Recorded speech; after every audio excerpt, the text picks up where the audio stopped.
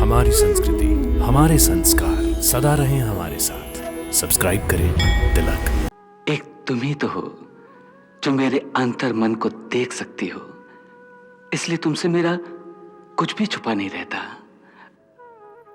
इस संसार की माया ने मेरे एक भक्त को दुख की जंजीरों में इस प्रकार जकड़ लिया है, जैसे कोई विशाल नाग एक कमजोर मनुष्य को अपनी पकड़ में जकड़ लेता है, उसकी हड्डियों को तोड़ने की कोशिश करता है। वही हाल हो रहा है मेरे उस भक्त का, और मेरी विवशता है कि मैं उसका दुख दूर नहीं कर सकता। ऐसा कौन सा भक्त है जिसका दुख आप देख सकते हैं, दूर नहीं कर सकते? सुदामा। सुदामा? पहले नाम नहीं सुना। कई जन्मों से मेरा परम भक्त है, और इस जन्म में तो मेरे बचपन का सखा भी है। इसे क्या दुख है प्रभु? इसे दरिद्रता का रोग है। इसका दुख है गरीबी। गरीबी? संसार का सबसे बड़ा दुख है गरीबी। गरीबी वो दुख है जिसकी चोट बड़े से बड़े वीर को घुटने टेकने पर विवश कर देती है। गरीबी बड़े से बड़े ज्ञानी का और बड़े से बड़े धर्मात्माओं का धीरज और धर्म चकनाचूर कर देती है, और उन्हें धर्म के मार्ग से हटाकर अधर्म के मार्ग पर चलने पर विवश कर देती है। मेरा ये भक्त गरीबी की उसी चरम सीमा तक पहुंच गया है जहां पर बड़े से बड़े वीर और धीर पुरुष अपने घुटने टेक देते हैं।